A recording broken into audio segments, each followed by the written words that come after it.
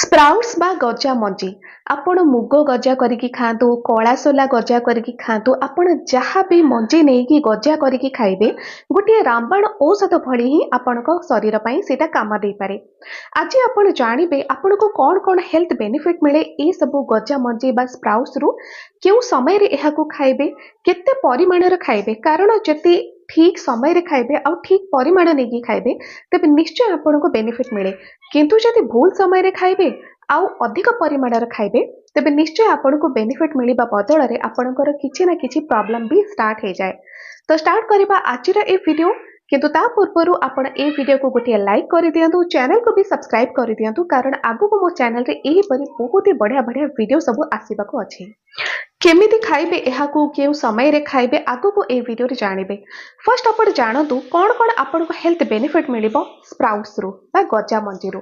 ଆପଣ ଯେକୌଣସି ମଞ୍ଜିକୁ ଗଜା କରିପାରିବେ, କିନ୍ତୁ ବିଶେଷତଃ ଅତି ସହଜରେ ଗଜା ହେଇଥାଏ କେଉଁଗୁଡ଼ାକ, ଆପଣ କଳା ସୋଲାକୁ ଗଜା କରିପାରିବେ, ଆପଣ ମୁଗ ଗଜା କରିପାରିବେ। ଏସବୁ ଅତି ସହଜରେ ଗଜା ବି ହୁଏ, 8ରୁ 10 ଘଣ୍ଟା ଭିତରେ ଗଜା ହେଇଯିବ, ଖାଇବାକୁ ବି ବହୁତ ହି ବଢ଼ିଆ ଟେଷ୍ଟି ଲାଗେ। ଆଉ ଯେତେବେଳେ ଏହି ସବୁ ସ୍ପ୍ରାଉଟ୍ସ ଆପଣ ଖାଆନ୍ତି ତ ଏଥିରେ ଆପଣଙ୍କୁ ଭିଟାମିନ୍ ଏ ମିଳେ, ଭିଟାମିନ୍ ବି କମ୍ପ୍ଲେକ୍ସ ଥାଏ, ଏଥିରେ ଭିଟାମିନ୍ ସି ମିଳେ, ଭିଟାମିନ୍ କେ ବି ଏଥିରେ ବହୁତ ସାରା ରହିଛି, ଆଣ୍ଟି ଅକ୍ସିଡେଣ୍ଟ ତ ଭରପୁର ମାତ୍ରାରେ ରହିଛି। ଏହା ସହିତ ଆପଣଙ୍କୁ ଖୁବ୍ ସାରା କ୍ୟାଲସିୟମ ମିଳିଥାଏ, ଏଥିରେ ଆପଣଙ୍କୁ ଫାଇବର ତ ବହୁତ ଅଧିକ ମିଳେ, ଯୋଉଟାକି ଆପଣଙ୍କ ଶରୀର ପାଇଁ ନିହାତି ଦରକାର। ତେବେ ଏହାକୁ ଖାଇବା ଦ୍ୱାରା ଆପଣଙ୍କୁ କ'ଣ କ'ଣ ହେଲ୍ଥ ବେନିଫିଟ୍ ମିଳେ ଫାର୍ଷ୍ଟ ଏଇଟା ଜାଣନ୍ତୁ। ଫାର୍ଷ୍ଟ ହେଉଛି ଯେ ଏହାକୁ ଖାଇବା ଦ୍ୱାରା ଆପଣଙ୍କ ପେଟ ବହୁତ ବଢ଼ିଆ ଭାବରେ ସଫା ହୁଏ। ଯେମିତି ଆପଣଙ୍କୁ କହିଲି ଯେ ଏ ସବୁଥିରେ ଫାଇବର ଭରପୁର ମାତ୍ରାରେ ଅଛି। ଆଉ ସବୁଠାରୁ ବଡ଼ କଥା ହେଲା ଯେ ଏ ସବୁ ହେଉଛନ୍ତି ଜୀବନ୍ତ ଜୀବନ୍ତ ଅର୍ଥାତ୍ ଯେତେବେଳେ ଗୋଟିଏ ମଞ୍ଜିକୁ ଗଜା କରନ୍ତି ଆପଣ ଆଉ ତାକୁ ଯଦି ନେଇକି ଆପଣ ମାଟିରେ ପୋତି ଦେବେ ସେଇଟା ଗୋଟିଏ ପୁରା ଗଛ ହେଇଗଲା। ଆଉ ଯେହେତୁ ଗୋଟିଏ ଗଛ ହେଇଯାଉଛି ତେବେ ସେଇଟା ଜୀବନ୍ତ, ଯୋଉଟାକୁ ଆପଣମାନେ ଖାଇବେ। ତ ଯଦି ଏଭଳି ଖାଦ୍ୟକୁ ଆପଣମାନେ ଖାଉଛନ୍ତି କେତେ ପରିମାଣର ଆପଣଙ୍କୁ ଏଥିରେ ପୁଷ୍ଟି ମିଳୁଛି ଆପଣମାନେ ନିଜେ ଚିନ୍ତା କରନ୍ତୁ। ଯେ ଗୋଟିଏ ମଞ୍ଜିରୁ ଗଜା ବାହାରୁଛି ଆଉ ସେଇଟାକୁ ଆପଣ ଖାଉଛନ୍ତି, କିନ୍ତୁ ନ ଖାଇକି ଯଦି ଆପଣ ତାକୁ ମାଟିରେ ପୋତିଦେବେ ଏଇଟା ଗୋଟିଏ ଗଛ ହେଇଯିବ, ସେଥିରୁ ପୁଣି ଫଳ ଫଳିବ। ଏହାର ମାନେ ହେଲା ଯେ ଯେତେ ସବୁ ପୁଷ୍ଟି ରହିଛି ଆମ ନେଚରର, ସବୁ ପ୍ରକାରର ପୁଷ୍ଟି ଆପଣଙ୍କୁ ସେହି ଗୋଟିଏ ଗଜା ଦେଇପାରୁଛି।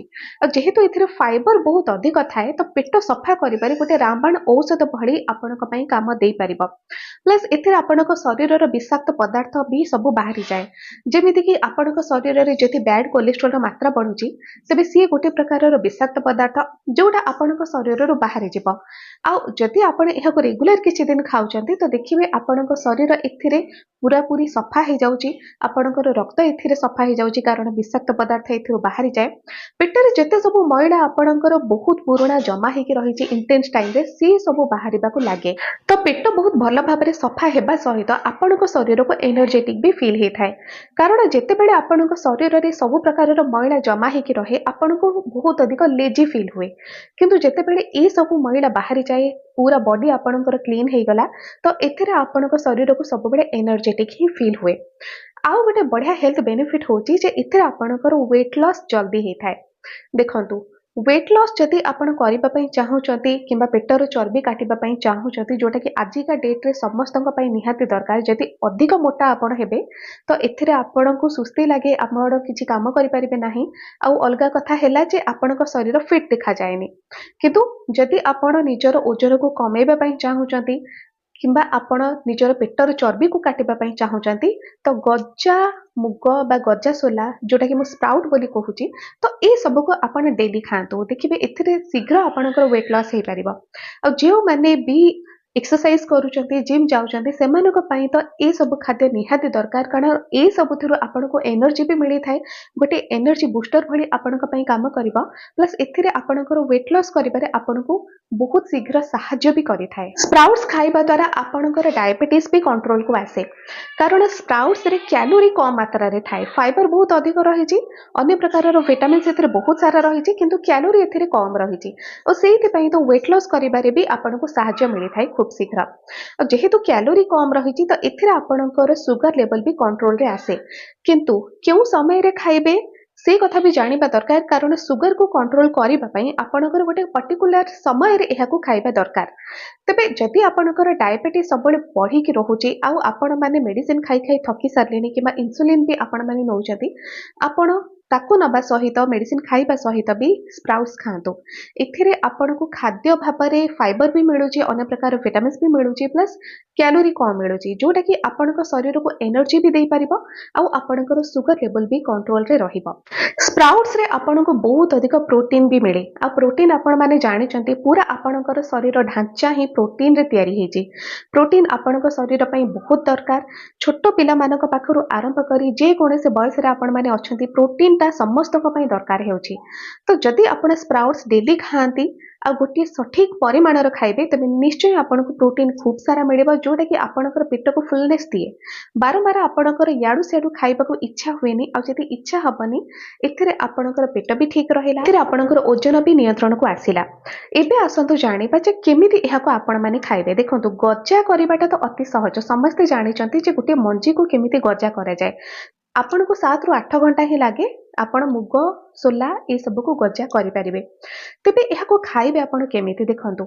अनेक व्यक्ति कोन करंती गजा करि सारले ताको टिके फ्राई कर दउचंती किंबा ताको टिके सिजेई दउचंती, किंतु जदि आपण एहाको सिजांती किंबा तेलरे टिके फ्राई कर दियंती तो एथिरे थिबा अनेक प्रकार विटामिन्स नष्ट हो जाए, जेमिति कि विटामिन सी को जदि आपण गरम करिवे ताको सिजाइबे सेटा नष्ट हो जाए। ई सब स्प्राउट्स रे बहुत अधिक एंटीऑक्सीडेंट थाए, जोटा कि आपनका स्किन रो हेल्थ पई बहुत ही बढ़िया, आपनकर इम्यूनिटी को भी बूस्ट करे।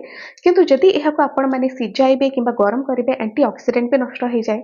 तेबे एहाको सिंपल आपण कंचा ही खातु। गजा करि सारले ताको न भाजी न सिजाई कि आपण कंचा खाइबे।